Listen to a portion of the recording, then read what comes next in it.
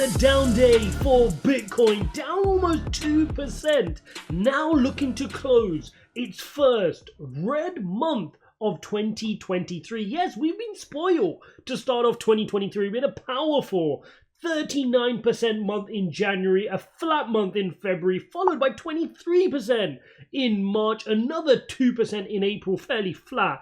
And now we're set for a 7% close here in Bitcoin. Now we know that a lot of this negativity, a lot of this pain here has been to do with the debt ceiling. We are hours away, literally any moment now, we are hours away from the debt ceiling finally being approved, and markets are now worried about exactly that. If we jump on here over into the hourly chart, you can see that yesterday when I posted the video, and Twitter and my Telegram, if you're not in those, by the way, you're missing out on extra alpha between the videos, I called out this symmetrical triangle pattern. I said I'm looking for a breakout in either direction. As I started sleeping, broke to the downside. Congratulations to any of you who managed to trade this in the community. You would have traded this perfectly down to the bottom where support was sat from this cluster here. Now the question is, what's going to happen over the next few hours? We've got some key catalysts which we have to be wary of, and the first one is this debt ceiling. If you just jump onto Twitter, you will start to see loads of these senators calling out of why this should not be passed. Do not pass this bill, do not pass this bill. Loads of people speaking about this bill, and markets are tentative on whether this will be passed or not, okay? Now, I personally think this is just a formality. I think we will see this pass, but markets are tentative nonetheless. If we jump on over here into the US markets, you can see that in the pre-market, at the time of recording this video, you're seeing some red. NASDAQ down 0.5%, S&P down about 0.5%, and the Dow Jones down 0.3%. They're waiting with bated breath to see if this gets passed through. But there's more to it than that, right? The deal gets passed through, great. There's something deeper going on that markets are not happy with. And the first thing that we need to pay attention to are the JOLT figures, which come out in the next 40-45 minutes. By the time you watch this video, perhaps the JOLTS figures are out. If you jump into our Telegram, ijaz.uk/Telegram, this morning I posted the key events to watch this morning. You had Fed Bowman, we get the JOLTS figure, which is coming out shortly. Then you have another Fed official and Jefferson speaking as well. For the JOLTS figure, remember, markets are expecting 9.375. You want this to come in line. You don't want it too high, you don't want it too low as well. Remember, Jerome Powell wants this labor market matching up one-to-one supply and demand. So this is like that Goldilocks figure. Markets will want that in line. But what's going to take precedent is, of course, this debt ceiling vote, which markets will be looking towards. Now, from a technical perspective, where are we at from Bitcoin? This little dump kind of throws us off our pattern here. But remember what I said. I said, guys, this bounce from 26.2 was very nice. We enjoyed this bounce to the upside. But I kept saying in my videos, unless we break upwards resistance, unless we clear through 29, 30, 31, bears continue to be in control of this trend. We're in a steep downward trend. And if I show you here on the other channel that we're watching, this is the handle from our cup and handle pattern. We're firmly in a downward trend here. And in fact, the move to the upside didn't even get us to the top of the channel. So Bitcoin needs to show some strength. Hopefully this debt ceiling deal getting cleared can provide us the impetus to not just get to the top of the channel at 28.8, around that level, but also break it. We need to get above 29, get above 30, get above 31. Until that happens, guys, we need to be very, very patient because the trend is not with us. As you can see here on the 4 hourly, we're sideways. We can't seem to hold our 4 hourly EMA ribbon in the bullish direction. On the daily, we managed to break above it with our nice move here on Sunday, but look since then, right? Monday, Tuesday, now Wednesday, breaking back below down our EMA ribbon. Now, what I'm hoping is once this debt ceiling deal is agreed and later on today, can this wick up? Can we finish the day, even if it's less red, like where my cursor is now, or even slightly green? That's good then, because we've broken above our EMA ribbon, we retest it, and we move back to the upside. What I don't want is a close where we're at now. We cannot afford to have a close back down here because then we lose our EMA ribbon again. And then we go back to this period where we were 10, 20 days here below our EMA ribbon. That is not what we want, okay? Zooming out one more into the weekly time frame, and then you're going to understand the picture we have here, right? And on the weekly time frame, we can afford this bad week, right? There's still 4 more days of this candle to go, but we can afford a bad week here as long as it doesn't take us below our lows of last week. And the lows of last week were 25.9. So we've got plenty of room to play here. It's just that we don't want to play with it, right? Because what we want here on Bitcoin is we don't want to go into a consolidation sideways.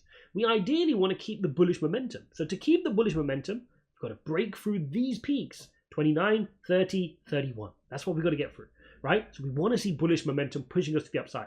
That does mean we can have a painful week this week, but we've got to be able to follow that through with stronger weeks coming thereafter in order to keep that momentum to the upside. Just a quick note, guys, our TA course has officially been cancelled by Skillshare. Remember, I made that video posted here saying we've been cancelled by Skillshare, who don't want us to provide education to you guys on how to become financially free, how to dictate your own financial life. So they've taken that down. I've had to figure out another way to host this. I've put this now up, but it's going to be different. It's going to be completely different. This is going to be the one TA course I offer. There will be nothing else. You can go ahead, you can sign up to it, ijaz.uk/TA,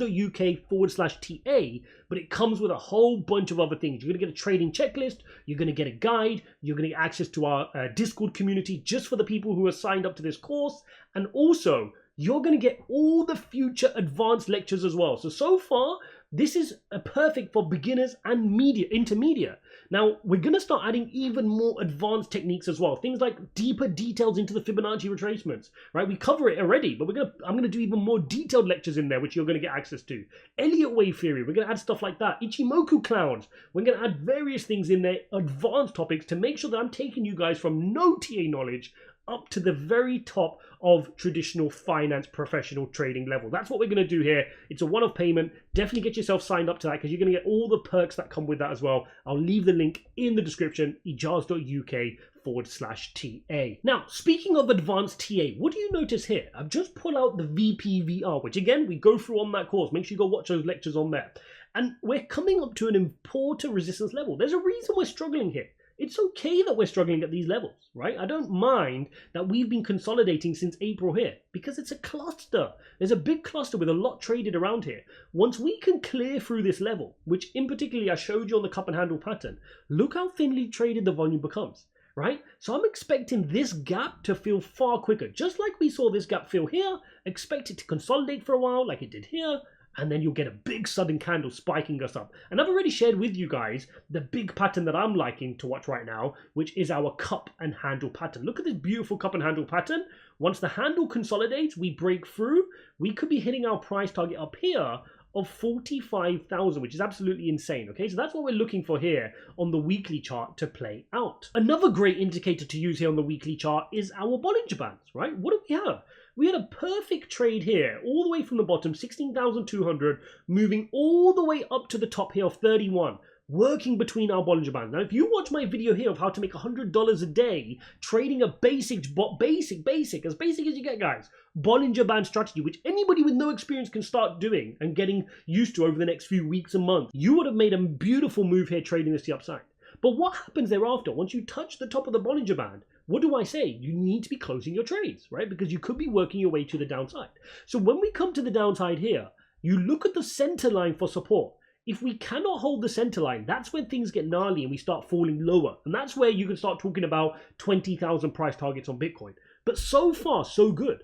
We've held at the center line of the Bollinger Band, which is fantastic. Also, if I bring out the 200 moving average, one of the most important levels of support here on Bitcoin on longer term time frames, what do you notice? It converges perfectly with the center of the Bollinger Band. Yes, you can't write this, guys. The moving average sits at 26,300. The center of the Bollinger Band sits exactly at that level as well. Can it hold a support? That's the critical thing. We saw last week, we wicked slightly below the white line, the 200 moving average, and we managed to hold above it. If we can hold it as support, that can suggest a powerful move back to the top of the Bollinger Band and playing out our cup and handle scenario. So to summarize, I'm still bullish this market. I'm still in this market. I think at some point, these qualms, these worries are going to dissipate. Now, the other key metric, which I've continued to state that we must pay attention to, is this dollar index. And the dollar index here over May has been rampant. There's no surprise Bitcoin is set up for a red month because this dollar index has had 4 powerful weeks to the upside. It's moved from the bottom of its Bollinger Band up towards the top of its Bollinger Band. If you look at the EMA ribbon on the weekly chart, it is set to close this week in 2 days' time above, again, its weekly EMA ribbon. Last week it closed above it. This would be your confirmation week, and that sets up pain. The other thing I'm monitoring here on the dollar index is this horrible W pattern. If this W pattern sets up and dollar index wants to start climbing up here into the 109, 110 region, that could spell longer term for Bitcoin pain. And that is where I'll start to get worried in terms of lower price targets that people are just screaming out. But for now, there's still a chance. If we can get this debt ceiling resolved, if we can start trending in the right direction, if the non-farm payrolls can come out in line later this week, we could still have hope to turn risk back on and send the dollar index pushing it back down to its moving average. Now, the one thing that still remains on the market's mind is that we're managing to avoid a recession, right? We had the consumer confidence come out yesterday, which showed quite a positive level. Consumer confidence was improving. And so this is getting markets worried. Why would it get markets worried? Think about it, guys. If we think that the idea of a recession is going to be delayed, if we no longer think we're going to hit a recession in Q3 or Q4 this year, and instead we're going to hit a recession in Q1 next year, guess what that gives Jerome Powell permission to do? It gives him permission to raise rate hikes for longer and stay higher for longer too. So this is one of the reasons the market's in a bit of a confused situation right now. Yes, it's positive that we don't necessarily need to be entering a recession. The labor market's staying strong, consumer confidence is there, companies are doing well as well in terms of earnings. But at the same time, it means Jerome Powell could do another rate hike. And we can already see how we U-turned here, because markets are now expecting that in 2 weeks' time, on June the 14th, at the next FOMC meeting, we're going to get another 25 basis points. And so the question is, will they do the same at the next meeting? Will they flip-flop again and say we're going to have another 25 basis points? Because if we're not heading into a recession, Jerome Powell has no reason to prematurely end his rate hiking cycle. Inflation is still stubbornly high. We saw the core inflation figure, PCE inflation, last week. It was higher than expected, hotter than expected. We're not at his 2% range on core PCE, right? So why, if we're not in a recession, if he's not damaging the economy, if the economy is still positive, if consumer confidence is not super low, maybe he's just going to continue. So this is the confusing situation we're now in. Now, on the other side, you're seeing markets propped up by the fact that AI plays are doing really well, right? Nvidia absolutely broke the show. Nvidia delivered an amazing earnings. Companies are chasing after GPUs to build out the AI capabilities, and Nvidia are now in the $1 trillion market cap club. And this has had a huge effect on AI plays as well. Now, incidentally, like I've just shared with you, Bitcoin is set up for a red May, the first red month in all of this year. And incidentally, if you look at it, this is the altcoin landscape for this month. Pretty much everything to the downside in the top 200. But what you will notice is over the year, you have seen certain AI plays do really, really well. Of course, behind my big head here, you've got GNS up 680%, right? AGIX up 324%. Ocean, Fetch.ai, right? The AI plays have done well to kick off this year, and it's no surprise that they have done well. Now, if you want a breakdown of which AI plays I like and which ones I'm building into a DCA strategy, make sure you go watch a video, which I'm going to link up here, going through my top AI plays, which I'm going to be accumulating into a separate AI portfolio. If you appreciate these videos, smash up the likes. Don't forget to subscribe. Remember, ijaz.uk/TA to get involved in our masterclass, and I'll see you in the next one.